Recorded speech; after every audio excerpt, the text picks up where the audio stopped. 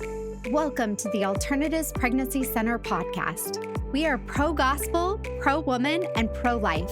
Thanks for listening. Welcome, everyone, to Alternatives Pregnancy Center's podcast. My name is Heidi Matzke. I'm the director here at Alternatives Pregnancy Center. And for those that may be new to this podcast series, Alternatives Pregnancy Center is a pro-gospel, pro-woman, pro-life medical clinic here in Sacramento, California.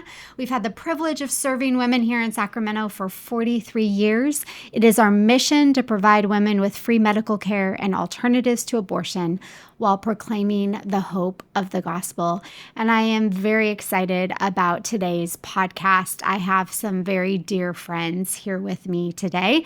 I'm warning you in advance. There will be probably many tears during the next hour podcast. It's special because each of these women has a unique story and has a unique child based on God knitting together perfectly in the womb.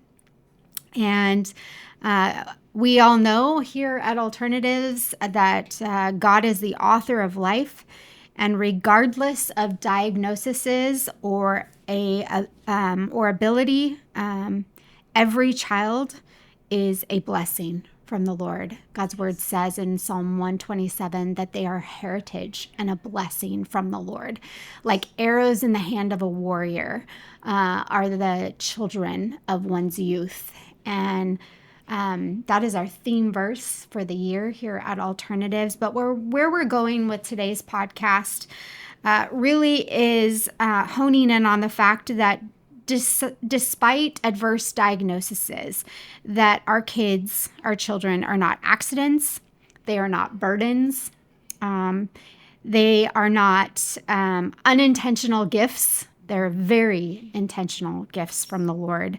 And each of them has a very unique story. And while we live in a culture today that proclaims the fact that any child with an adverse diagnosis is a burden, their life is not worth living, that I've heard it often said multiple times that, it's better to just take their life than have to live their life in pain or have the burden of caring for a child with some kind of adverse diagnoses. But you all are here to proclaim a very different story. And I love this ministry. I love that I get to have a window into the lives of incredibly brave women who choose life despite what doctors say. And I get to watch each of you live that out day in and day out. I have Lauren here with us, Laura, and then this is Brooke. These three ladies are incredibly special to me. I get to do meet with them on a monthly basis, help be a part of mentoring them in this season of their life. Well, we are going to some heavy places. So let's start out with something fun.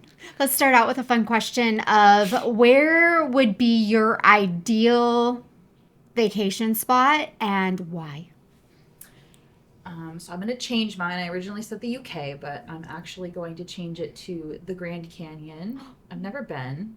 I really want to go and see what it's like. And my husband and I always tell each other that when the Lord heals Jeremiah, we're going to pack everyone up and we're going to go and see what it looks like.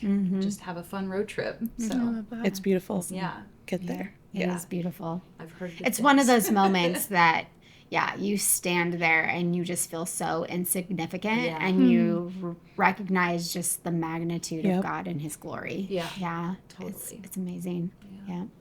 What about you? I'm going to stick with Lake Tahoe. Anywhere that there's skiing, we just love the fact that you can't be on your phone, that you have to hold two poles in your hands. It's just a nice escape to just quiet out the noise and just be intentional, and we love it. Awesome. I was actually thinking of water skiing, but you're thinking snow skiing. You don't want to. I have no skill, and I'm a huge water skier. So snow time. I hate the snow. Andy always laughs at me because we grew up in Colorado, and we met with passes to Breckenridge, and we used to go on the weekends, and I So fun. hate being cold, so I looked, you know, that Michelin commercial Man. where I can barely like put my arms down because Randy just laying there like a slug. I'm just in awe of people who love to ski. Oh, it's the best. It's so great. Found it later in life. And Have you been up lately? not because I've been pregnant. Yeah. So we're looking forward to going next season. We'll try to do a great. day date here or there once you go. baby boy Yeah. comes. All right, Brooke, what about you? Italy Italy. Yeah. and Turkey are on my list for Europe. I've traveled some places or some countries in Europe, but Italy, I just love architecture. I love history, and there's just a lot of like beautiful romance in Italy. And I love looking at the cathedrals. That was like one of my favorite things to do when I was in Spain. So Italy is like on my next step. I am anywhere where there's a beach and I can just sit there and do nothing. I was going to say pizza and pasta and wine. And there's beaches in Italy. You got There you go. Santorini and the Specifically, Cave like Expo. Maui Beach. Okay, those are nice too. So this year I'm turning the big 50. Yay! And we're heading to Tahiti this year. So fun. That'll So be special. excited. I have that to look forward to. So, well, thanks for sharing that. We'll pray that we each get to visit destinations soon. We needed a light topic before we head into some heavy conversations. So let's just do this. Are we ready? Ready. Yes. All right. Lauren, I'm going to start with you. Okay. Lauren, share a little bit about just a tiny snippet of your upbringing and lead into the day you found out you were pregnant. Okay. Hi, I'm Lauren. Raised in a Christian home. Both of my parents are still together. Brought up in the church. Didn't have too much of a deep understanding of the faith, I would say, or I wasn't really diving in as deep into the word with God or having much of a relationship with him. That came later when I was about 25, when I was leaving college. Leaving college, came back home, met my husband.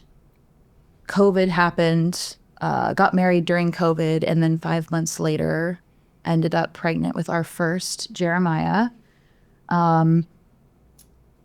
It was a pretty normal pregnancy. He was late. He was 41 weeks, 3 days, I believe. And the labor was really intense and hard. It was a hard delivery.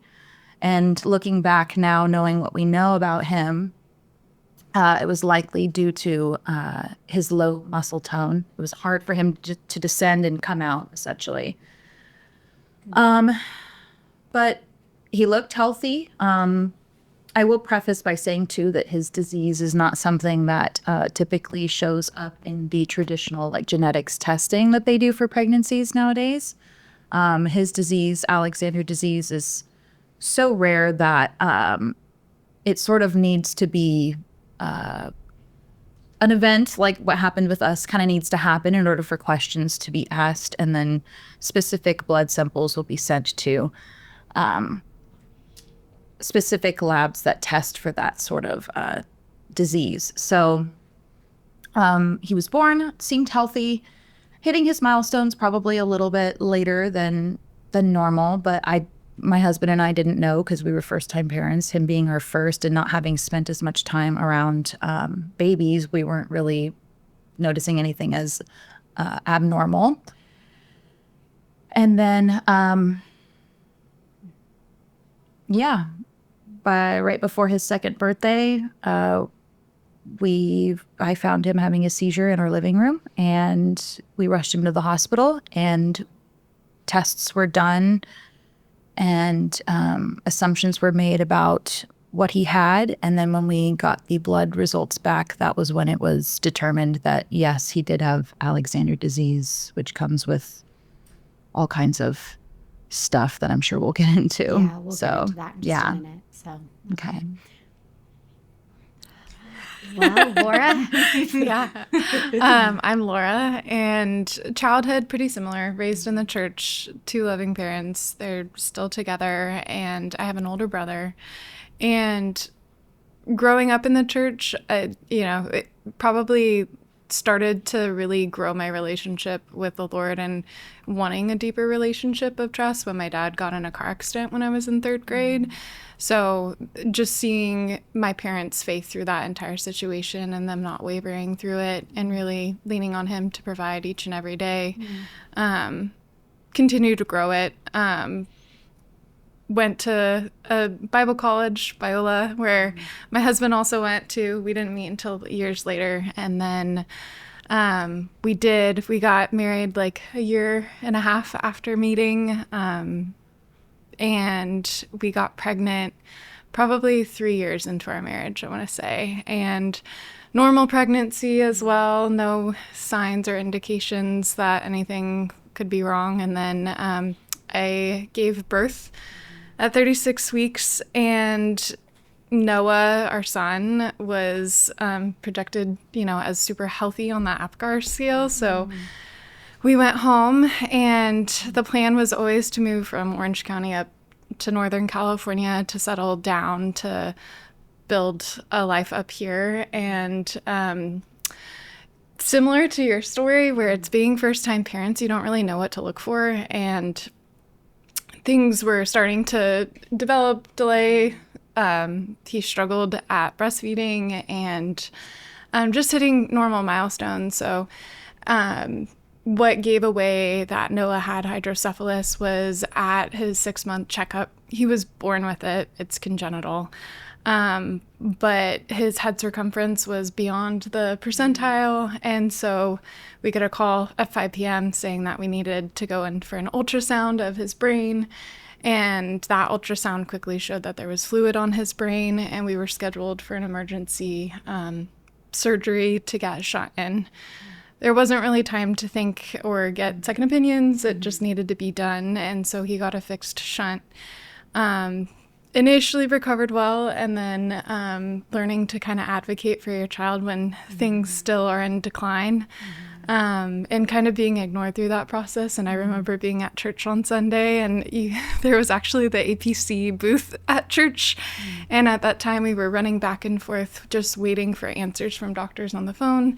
So I ran outside, and I just remember crying and you meeting us there. And hearing about what was happening with Noah and giving us a second opinion to look into. And we were just so grateful because the UC Davis team has been phenomenal. And Noah, 2 months after his initial surgery, he was 6 months. And then around his 8th month, he got a shunt removal, ETV surgery, which essentially is creating a pathway for drainage. And then he got a programmable shunt, which can be dialed up or dialed down depending on the fluid. So that is where our story began. Heavy stuff. All right, Brooke. Hello, everyone. My name is Brooke, as you all heard. I also, as these ladies, grew up in the church. Actually, Sun River Church, that's where I met Heidi. Been there pretty much ever since I was born, on and off. I've had my journeys away and back. But yeah, grew up in the Christian home, super active in high school group, ministries, mentorship. Same with my mom. And then kind of took a little bit of a turn in college, had my fun, and then I met my partner. And during that first part of our journey together, I wanted a baby. That was always something that I wanted to be a mom. Ever since I was little, I always felt like I was destined to be a mom, but sorry. Tears are welcome. Yeah. After 8 years of negative tests and heartache, it was just more of, okay, I'm just going to be a great aunt. I'm going to love all my kids' friends. Having babies aren't in the cards for me. Kind of accepting that was just God's plan for me in general. Then life kind of had its turn, where I was in a different living situation, but working on things with my partner at the time, and found out I was pregnant. I was kind of in this denial mode. For probably 3 weeks, I was like, oh no, it's just stress. It's just work. There's no way. I had gone through like fertility testing and all of this stuff prior. And so yeah, to see it was not even like a faint line. It was a dark line lit up like a Christmas tree and just came out of the room and just fell to the ground because I was like, what is happening, you know? In my mind, I'm thinking totally one thing, like, kids are just not in the cards. But that's not how God works. And so I kept it a secret for quite a long time. And I called my doctor, and they said that they wouldn't see me till like 11 and a half weeks was like the appointment available. So I was telling Heidi, because she's like, Brooke, I run APC and we have services. And if you want to come in for an ultrasound, come on in. And so I came here. Everything was... I think I said, get your butt down. Yeah. Yes. Yeah. And so I did, because it's just in the back of my mind. It's like, here I am. I'm 36. My first pregnancy. Prior to that, a little TMI, I had my right fallopian tube removed. And so in my mind, I was so... Yeah. Oh, okay. So I was so worried about an ectopic pregnancy and making sure if this wasn't going to be a viable pregnancy that we caught it in time. So I didn't want to wait till 11 and a half weeks, because it's like, gosh, that can really be a hindrance on the body if that was the case. So I said, okay. So Jeff and I came in and had the most wonderful experience. It's not what you would see in like a hospital setting or your doctor's office. It's very relaxed here, obviously full of pink, flowers everywhere, but also just a staff who doesn't even know your story when you walk in that door, but they treat you like one of your own, of their own when you walk in. So it was such a great experience. And so Heidi was actually there for my ultrasound when they actually confirmed there was a baby, and at that time the measurements were exactly to the day. And so then I just waited and went into my 11 and a half week appointment. At that time she was measuring like, well, I didn't know it was she, but yes, I have a daughter now. But she was measuring like 5 days behind at my 11-week appointment. But they weren't concerned because obviously, A, they'll never know exactly the true due date of your child. But B, it wasn't more than like 10 or 12 days. So they didn't have any concern. So that's when I did my genetic testing. And mind you, my genetic testing was done just because I wanted to know the gender. It wasn't going to change the fact of any type of diagnosis that would come up with it. And so did my blood test. That actually took a really long time to get the results back. It was like an additional 2.5 weeks, and came back and it was atypical. And that is not something that my OB has ever seen. He was very confused because it's normally like high, low, or normal. So even the gender was marked as atypical.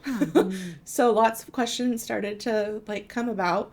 And so my OB, I won't get into too much, but my OB did refer me to a high risk facility. So I went and met with perinates. Again, they didn't have a lot of answers either. I met with a genetic counselor. It was like, oh, well, you could have had a vanishing twin. You could have had low maternal matter that wasn't able to be like fully tested because maybe the due date was wrong. And so we took the blood test too soon. So there was no answers there. But then when I went in for the actual full scan of the baby, I believe I was around 15 weeks at the time, 15 or 16 weeks, and she was already measuring 2 weeks behind at that time. Also saying like they couldn't see part of the brain structure or part of the heart. And so it was like doom and gloom from there because it just kept progressing and progressing. No talks of like viability every time. It was just, oh yeah, she has a strong heartbeat, but her growth is extremely restricted. And mind you, I had placenta reversal, so everything was just like not in my favor for this. But yeah, I was offered abortion twice. I said no. I said if the Lord's going to take her, he's going to take her from me, not through an abortion. And so the doctors agreed. He said just keep coming back every 2 weeks. Most likely the heart will stop beating. So I did. I kept going back. I wouldn't even watch the scans at it's like, okay, we're just going to see these numbers get worse and worse. But at 27 weeks, she was 33 days behind. So she was measuring the size of like a 22 and a half weeker. But the doctor that day was like, I think this is your shot. Go to the hospital and see what they can do to save the baby. Okay, so I'm going to stop you for a second, just because I want our listening audience to really grasp this moment. So you had multiple doctor's appointments scheduled, and you struggled, I remember, multiple times actually going to those appointments because you knew, like, there was no hope. You knew most likely over and over again you were told that you were going to have a stillborn, and then there was this moment that you did not expect at all to happen. So I remember the week, you said, I don't want to go to this appointment. Every time I go, it gets, what they tell me gets worse. And at one point you even said to me, I don't think I'm going to the appointment this week. So we saw on a Wednesday night during Bible study, and then all of a sudden you called me after. So start again at that appointment, because this is a pivotal moment. Yeah. So, to backtrack a little bit. So I was on a track. I was on like even numbers. So my next appointment would have been at 26 weeks, and it was around Robin at the perinate's place. So it was kind of frustrating because, a different doctor every time. Read through the notes, come in, give the same results for the most part. Like, most of them were pretty sympathetic. My first doctor was not impressed, but everyone else afterwards, even the doctor that did offer termination, like, did not push it, accepted my decision, agreed with my decision. It was just, they in their mind understood that this baby wasn't going to make it. But yeah, so at 26 weeks, I was like, I'm not going to go. I'm going to wait one more week. Because I could still feel the flutters. Even though she was so small, I wasn't feeling kicks at like 26 weeks. I could still feel like the little vibrations. And so I was like, no, I'm going to enjoy this for one more week. And so I went in at 27 weeks. And it was the doctor that I first saw early on in the cycle of my visits. And it was the only doctor that, as we call it, I had a good vibe from, or positive energies. Now, or the Holy Spirit. Yes. Looking back as the story unfolds, God was just orchestrating it all from the beginning. But this doctor originally that I saw early on, still wasn't like, I'm gonna be real. He was still very realistic with us. Like, her growth was extremely, extremely bad. But, there was a 1% to 3% chance thrown at us. And I held on to that 1% to 3% chance. God only needs 1%. Exactly. And so I held on to that statistic. And at 27 weeks, the same doctor that I was really impressed with prior took on us that day. Again, like, I call it a God wink, because I think at 26 weeks he wasn't going to be there or something, and that's why I just was like, no, I'm going to go at 27 weeks. But he looked at us and he said, your daughter's measuring close to a pound. That's almost viability. Like, go to the hospital and see if they can keep her in any longer. So I'm like, not arguing, but I'm making my points. I'm like, okay, well, I need to tell work. I need to go pack a bag. I don't have this. I don't have that. And it was phrased in the sense of, listen, I can't make you go, but I can't guarantee you the next 24 hours either. And so my partner, Jeff, at the time, Again, not that. to interrupt you, but I need to share the gravity of this moment and make sure it comes across completely. So, I mean, in that moment, let me just reiterate the fact that not a single doctor up until that very moment said that you would actually deliver a live baby. Correct. I mean, it was all just like... there was no talk of... The only talk was that I had was talks of how I would deliver my stillborn baby. Yeah. And that's when I go through a natural birth, or I would be have like a D&E, I believe is what they call it. And that would be an option for me to go under while they remove the baby, so I wouldn't have to go through the birthing experience. Those were the only types of conversations that were had with me. You know, my house was empty. I didn't have a nursery. I didn't have a gender reveal. I didn't have a baby shower.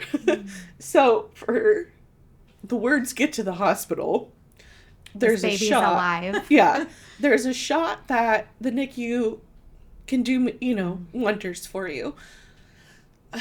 You kind of sit there because you're like, is this for real? Like, in my mind, I'm like, this has to be a joke. Like, not once was there ever any positive conversations about this.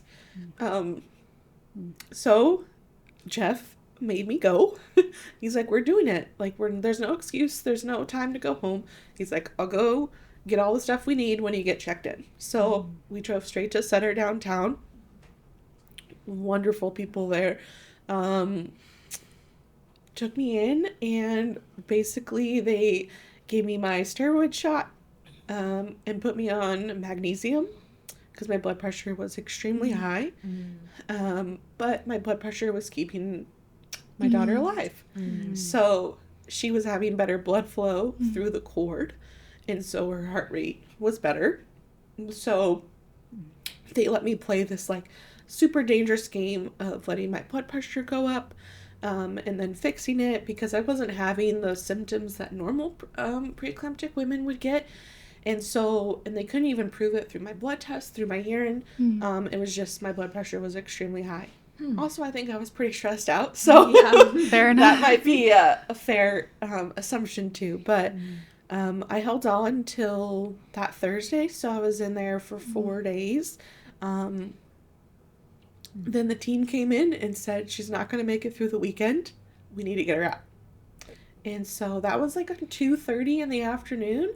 And she was born 2 hours later through C-section. I had to have what was called a classical C-section.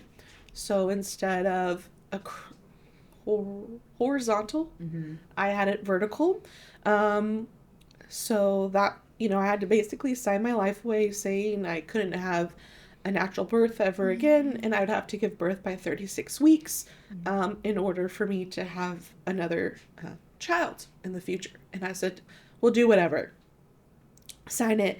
And then from there, she fought her way through 102 days in the NICU. We did, towards the end, one of her doctors was concerned that she had achondroplasia, dwarfism, because her torso was longer than her limbs. And so they said, let's send in for genetic testing. Let's see what's going on. And so we're just like, okay, you know, on top of the missing brain, middle part of her brain, that was always discussed in my scans prior, but they couldn't prove it in the NICU because everything was functioning. So we were so grateful about that. So grateful about her heart was working just fine, even though they told us in some of our scans that there were some issues, and we even saw a fetal cardiologist. And everything turned out to be fine with that. But the genetics testing did come back, and they met with us in a private room. And sorry, this is going to get emotional. But when they told us that she had mosaic trisomy 18, which is Edwards syndrome, I've heard of it. But I've only seen like the terrible cases. So I've never heard of like mosaic. And also it's only 26% of her cells. And so they really couldn't give me a lot of answers. It was, we'll see in 6 to 9 months, we'll see in 9 to 12 months, like how her development is going. Is she going to walk? Is she going to crawl? And so, it was just okay. And when I told, I had a whole group text, and I told people, please don't look up Edwards syndrome. Like, please don't. You're going to see something completely different than what our child has presented. Even the doctors, nurses, they were all astonished because she didn't present with any of the symptoms or signs of trisomy 18 that normally affects their brain, their heart, their kidneys, their liver, the stature, clubbed feet, curled in hands, low set ears. She had none of it. So it's definitely was like, okay. I'm smiling in this moment because I see her sweet little face I in know, my head, me and we've all had Yeah. the incredible privilege of watching her, and Yeah, she's a miracle. she's an absolute miracle, and will be 2 in March. We've had our bumps and bruises. We're still figuring out things. Yeah, she's been delayed in some areas, but she's also a rock star in others. And we know she is just such a true testament to God's faithfulness, and she is an absolute miracle. And so it was such an incredible story, and I know she's going to be a light to so many. gosh. And her story, She already is. yeah, and she's going to carry on that story with her forever, and hopefully inspire others. And so that's been huge. So I apologize for all the tears. Oh gosh! Don't. Again, I think it's just years will go by, and I'll still cry thinking about this story. So, yeah. I think of each of your children, and I have the privilege of seeing them on a regular basis, and I can't help but think of arrows in the hand of a warrior, and the testimony and the waging war against the enemy based on the life that God has given each of them, and how they're going to be used against the enemy as a result of who their God is, and the way you're all raising them in the fear of the Lord. And thank you all for sharing that. So I wanna go into a little bit deeper question, and just each of you just a few minute response to a very heavy question.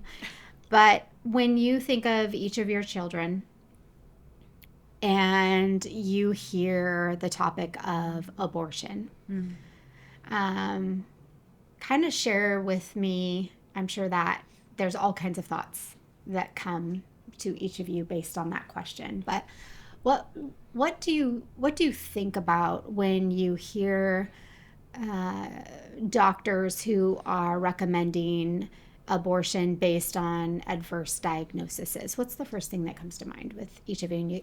And we don't have to go in any kind of order. I would say, for me, since I was personally asked if that was the route I wanted to take, never in a million years would I thought I would ever be asked for an abortion.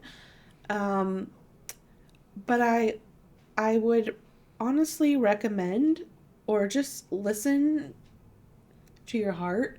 especially if you're or get a second opinion if you're not of a faith believer. See what else is out there. Don't take what they say at heart without getting multiple opinions. But as a faith believer, I held on to the hope that I believe in a God of miracles, a God of healing, a God of purpose. Yes. And so for me, it was like, no, I'm not going to have an abortion. But it also, I think with my story, and what I hope that women will understand, is just because you were offered it or there's so many unknowns about your pregnancy, that I did end up with a beautiful daughter who is defying the odds and who is showing doctors that they may not know what they are seeing on an ultrasound, because You mean doctors can be wrong? Yeah. She does have all of her brain and she has a working heart. But it's just a diagnosis. And I think for me as her mom is that her diagnosis doesn't define her. And it's just learning to walk with her and not have the expectations. And that's been a huge learning process for me, because I think it's like I have been around so many babies and I was a nanny, so I knew all these, like, okay, they're supposed to be walking and crawling and this and that. But with her, it's just she's gonna do it when she does it. But yeah, I think with abortion, it's such a heavy term and it is so scary. And when you're sitting in a room looking at a heartbeat and just knowing, like, well, she's just really tiny and we don't think she's gonna make it. And I hadn't even had a true diagnosis back then. It was just, she's so far behind in measurements. And so there's just no way. But yeah, I just really ask that you just take the time. Don't make a decision right then and there, because it can be so intense. Just step away and breathe and pray and seek other help if need be, just so that you're making the most informed decision that you possibly can. And there are centers like APC that are here to help with that and help you with, that decision that you're making. And I talked to a couple staff here about that and the results, like, from her genetic testing and things. And so, but yeah, that's a little bit what I would share about my experience with that. What about you guys? Yeah, we weren't offered abortion because we, unlike Brooke, our pregnancy was kind of projecting. We didn't find out about Noah until 6 months, but there's such a finality with it that no matter what you're going through, I mean, although our trial and our suffering happened later, I mean, we were falling at our knees and, a lot of tears where it's, Lord, I believe, help my unbelief, help me through the stress and anxiety of, like, not knowing what tomorrow brings, not knowing if, what developments we're gonna, just celebrating, that we have a child today and that as a gift. So I think with, being offered abortion, it's just like considering the factors that there's so much to everybody's home life and, whatever that looks like, adoption is like an option, an alternative, there's supports. But even going through, a trial, I've found, not only the Lord, but also the community that was brought about through the church, through friends, through family, and just praying through that, I think helps. So. And you too, Lauren, like, this diagnosis came after, but what thoughts come to mind when you hear about doctors who say, oh no, there's an adverse diagnosis in your womb and, it's just easier to terminate, or is this better to terminate, or? Yeah, I think that despite the struggles and despite having hard days, they're totally and entirely worth it. People with disabilities or people who have shortened life expectancies due to external factors. Again, we didn't find out his diagnosis until he was around 2 years old. Alexander disease is not is not something that is determined in the womb, as far as my knowledge, as far as I know. But yeah, I look at my boy, and he's entirely worth it, and I can't imagine not having him. And I think for me, and I hope to encourage others who may be facing challenging diagnoses or scary outcomes, if I could encourage people to rest in truth, and the truth being that the Lord has destined you to handle and take care of this special, special person. And that makes it easier for me. And that's what I hope to share with folks who may be struggling, either with children that they've already brought into the world or children that they're about to. I'm not saying that there's not scary days and that there's not sad days, but ultimately resting in that truth of, this is the child that the Lord determined for me to have. I mean, that he knew I was going to have before he even created the world and any of us. It's just, there's comfort in that. So, and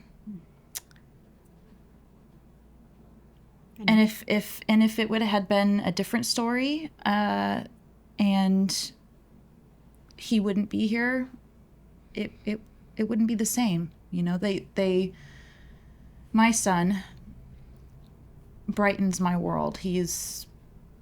I can't imagine not having him. So despite the difficulties, that's what I hope to convey to people, is that it's totally worth it, even with the challenges. So, Lauren, talk a little bit more about Alexander's disease and where your hope is, and what the future looks like based on his disease. Sure. And I'll preface it by saying that this, and I've shared this with our group, this is not a disease that I've spent a lot of time researching online. Whenever I have looked it up, and there's a reason behind that. So why don't you share with the audience, because I think that's really important. Yeah, no,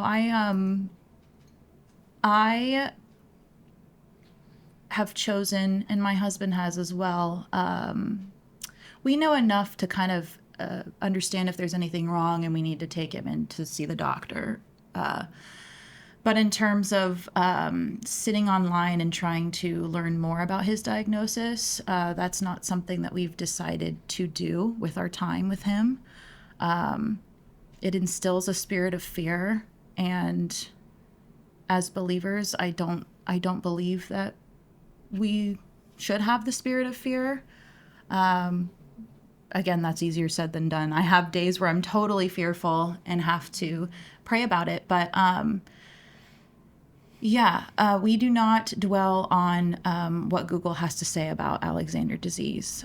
We take each day, one day at a time, very similar to how you approach Maddox. We let Jeremiah determine where he's at in his development. We don't try to put any expectations on him that make him uncomfortable.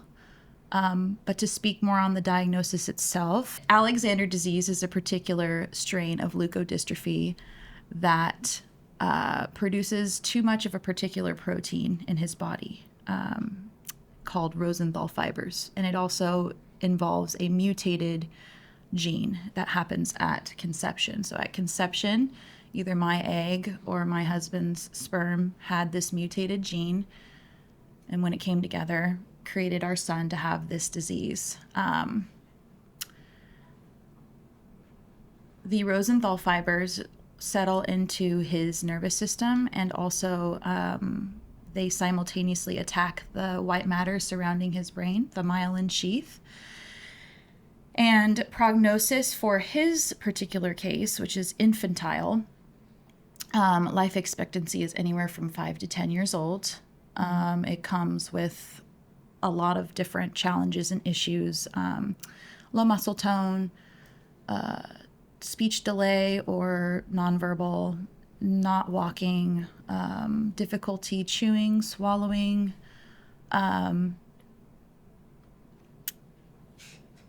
compromised immunity, all sorts of things. I'm sure there are things that I'm forgetting, but that's to name a few.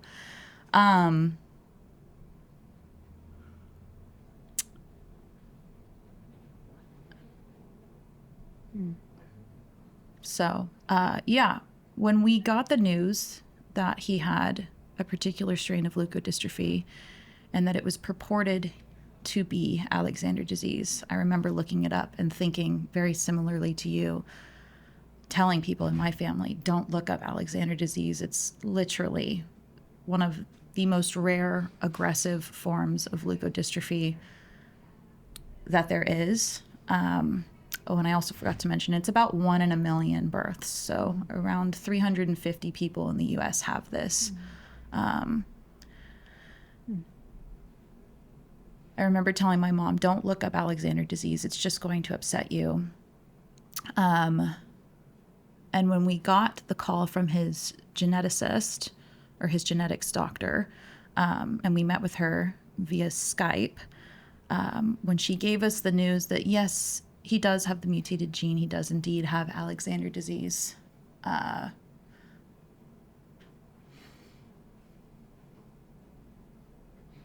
just remember sitting there and thinking, oh my gosh, my son's going to die. I'm not gonna be able to watch him get married or have children or do any of the things. He's not gonna bury me, like I'm gonna have to bury him. I just couldn't believe it. I think I still am in shock a little bit about it. But since then, to wrap it up, we have totally placed Jeremiah at the Lord's feet, and we have asked him daily to heal him of this disease. And while we haven't seen a miracle healing yet, we're still holding on to that hope. And I will not give up on that hope. I will not give up on my son, and I will continue to ask the Lord every single day to please heal him and choose to have confidence that the Lord will heal him. Mm-hmm. And if things are to come to pass that involve a sad outcome,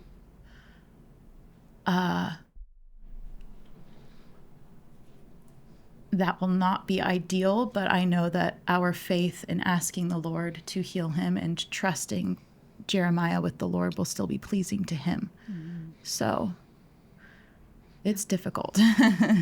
It's difficult. Every day. Day yeah. in, day out, walking in faith. Yes. How does your child's life testify that suffering is not the absence of purpose, but often the place where God's glory is revealed? I have a specific story about that.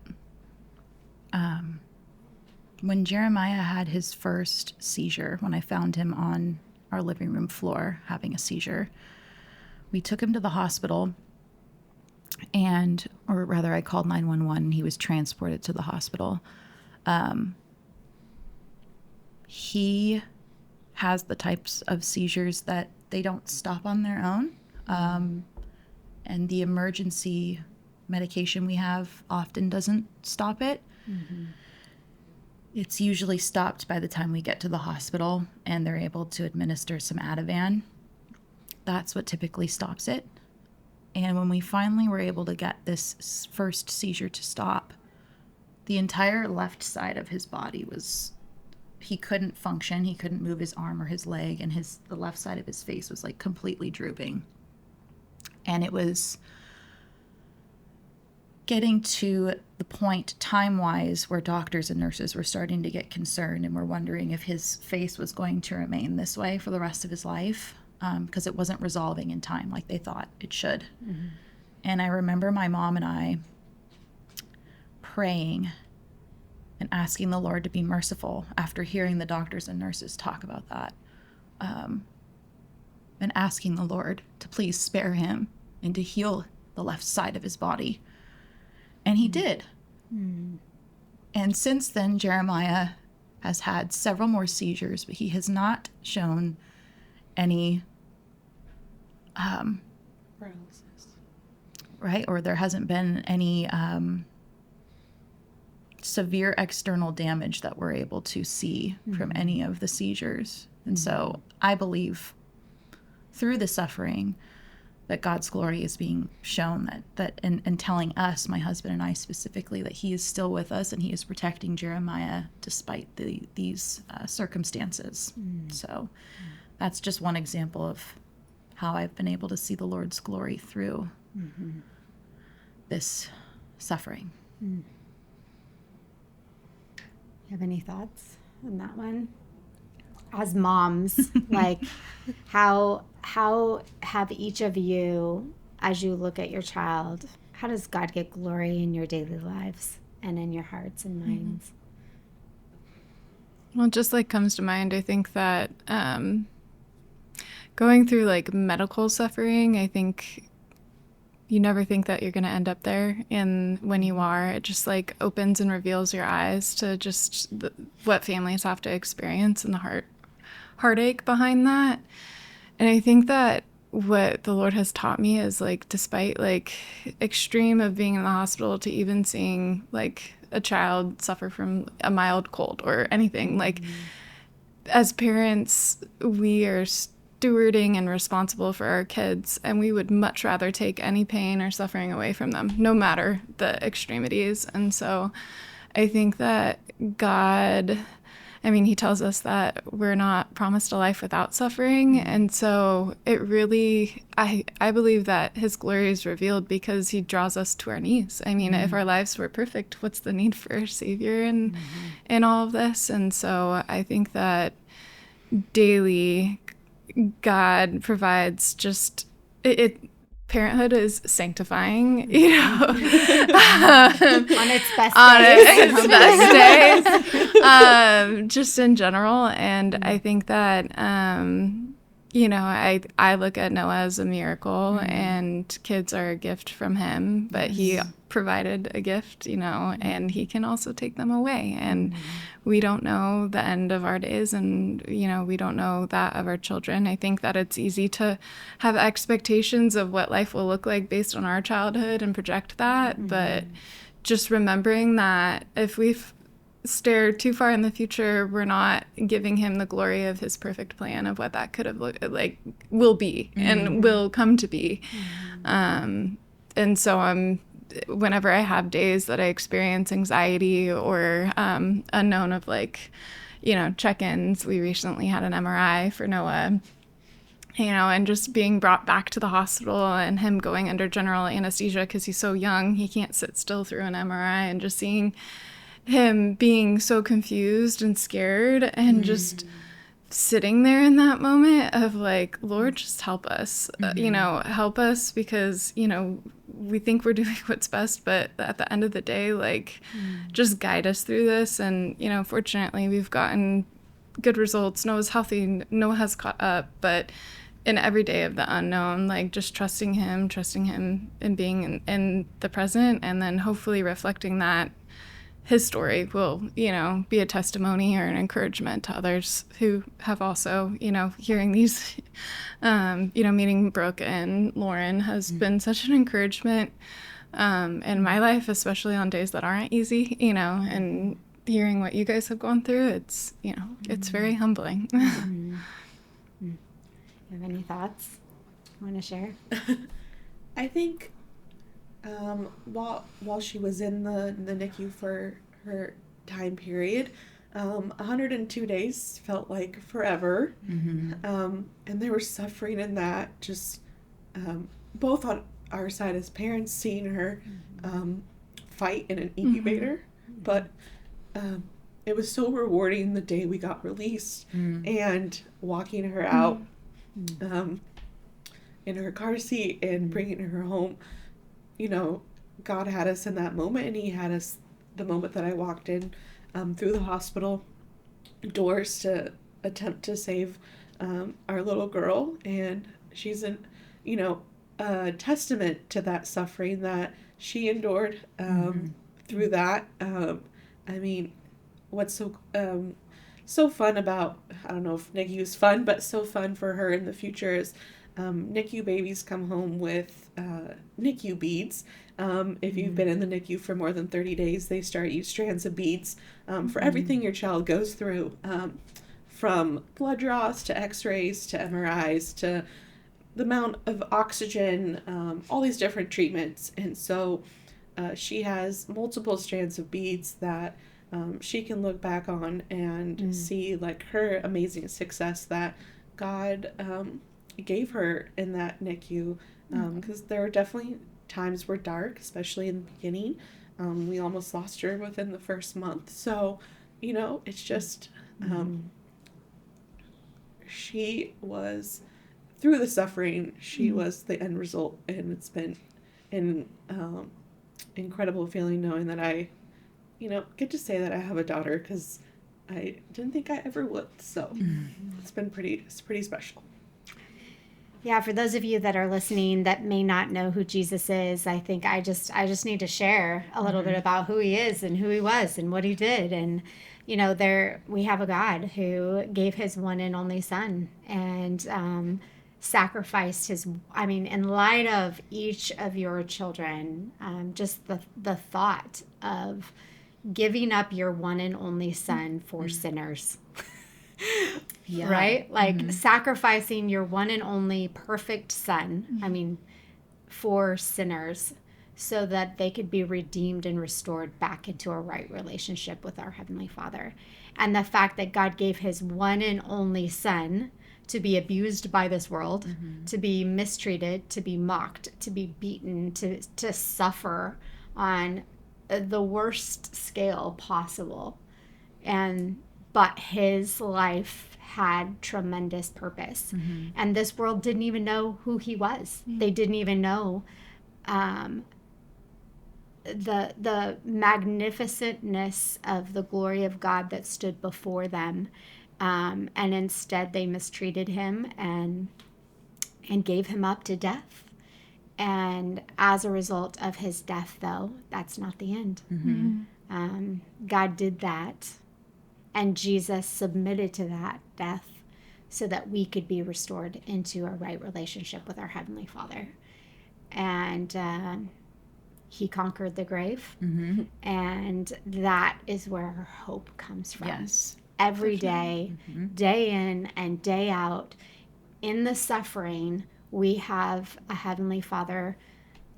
We have Jesus who understands suffering just like each of you go through.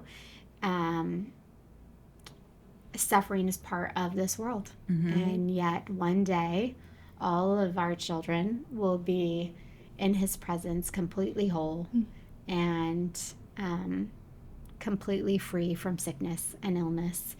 And but we have the privilege and the pleasure of allowing our children's lives, the suffering, motherhood, and what that looks like, to bring glory to him in the midst of it all. Yes. And there's so much we could talk about with that, but I just think it's so important that anyone who's listening right now, they think of, oh yeah, there's that Jesus guy and he has no idea what I'm going through. And that couldn't be further from the truth. There is no one that understands suffering like Jesus does. And there is no one who wants to be there with you in the midst of that suffering and have an intimate relationship with you than Jesus. And the beautiful thing about him is that he knows your future. He knows your past. And God's word says he hems you in from each side, and he has wisdom to give you as you seek him and as you seek his word on how to be the parent that God's called you to be to a disabled child, and to have the hope that we get to have. God's word says that it was because of the joy set before Jesus that he endured the suffering. In the joy set before the cross, that he endured the cross. What is that joy? That joy is knowing that his life was going to bring us all back into a right relationship with him. And it is his life that redeems not just us, but our kids. And what a comfort in the midst of suffering. I'm so thankful for him. So we could talk for hours. I want to give you guys an opportunity to just kind of share any last minute thoughts or anything that you'd want to share with a mom who's maybe watching this right now, who maybe just had an adverse diagnosis and is scared. And what would you say to her? I mean, Brooke, you kind of already, said specific things, which I think is really great, but any other additional thoughts? Yeah. Speak life over your children. I love that. Ask the Lord to heal your child or your children. And if it's in his divine will to do so, he will do it. Seek him through all of it, because he will walk beside you through it all. And try to just spend time with him and incorporate that time in with your children as well. But I would say speaking life over your child is the most important thing. They're not just responsibilities, they're rewards. And, resting in that truth despite all of the challenging circumstances is what's going to get you through. And don't be afraid to choose life for them, because it's going to change your life. They're blessings.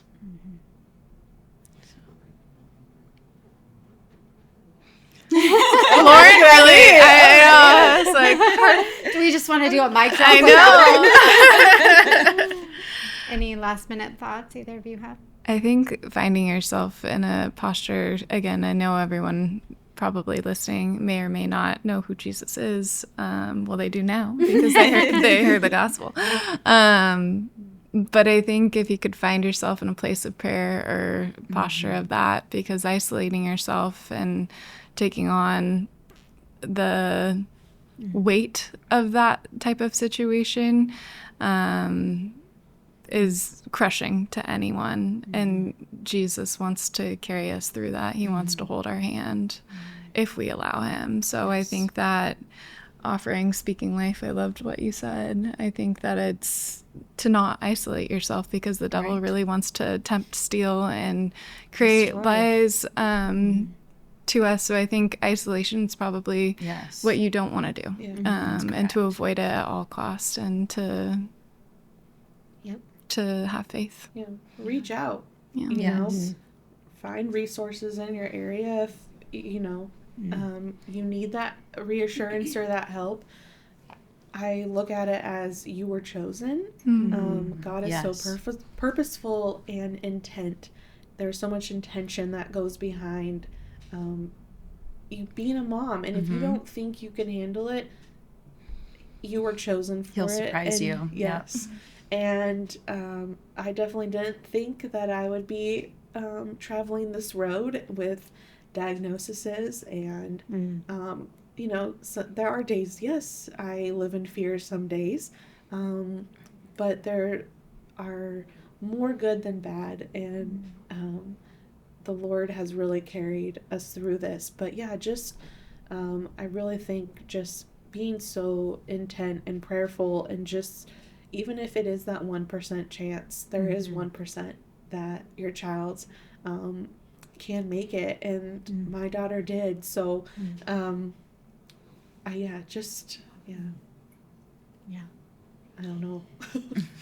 I think one thing I have the privilege of doing is watching each of you walk in faith day in and day out, despite the fear of what gets thrown at you. I've watched multiple times you guys rush back to the hospital because he's thrown up all night. It's a daily surrender of our children, right? And, I don't care if you have children with adverse diagnoses or if you have a healthy child. I was sharing with all of you here recently, I have a 21-year-old son, and he was very sick during Christmas break. My son has, been to doctor's offices maybe 7 times in his entire life. And I found myself after multiple ER visits and some stuff that's going on with him, standing in a line to get some medication for him, just praising the Lord, recognizing that for whatever reason, Lord, you have spared me from a life of being in the hospital. And I reached out to all of you. Like, it just gave me a heart to really pray for each of you individually and what you have gone through on a completely different level, and the surrendering of our kids. And here I have, my 21-year-old son, doesn't know how to go to the doctor, doesn't know how to communicate really communicate any of his symptoms to a doctor. And here I am trying to walk him through all of this, kind of in this very scary thing where his oxygen is literally getting cut off, and I'm watching him go blue in front of me. But it made me realize, for parents with kids with nonverbal kids, I mean, it's hard enough having a child who can speak, but to have kids with nonverbal diagnoses, and you are just literally grasping for wisdom from the Lord on a day in, day out basis to give you wisdom on your child, and only you know your child, right? And fighting for them and advocating for them from doctors. And I've just watched you guys, and I get to watch you front row seat live out your faith, your trust in the Lord, your surrender, the hard moments, and yet we serve a God that walks us through suffering, and that's okay. And that's okay. He gets the glory in it all, and it is through that we have this really deep, intimate, personal relationship with Jesus, which is ultimately what matters the most. Yes. Right? Amen. And thank you all for joining me on this episode of Alternatives Pregnancy Center's podcast. If you want to follow us on YouTube, it's Alternatives PC, and it is if you're confused about which alternatives, it's just look for pink. Thank you all for joining us today. Thank you for God having bless us. you. It was a very special time. God bless. Thanks for listening. If you've been impacted by this podcast or want to learn more about our ministry, visit alternativespc.org.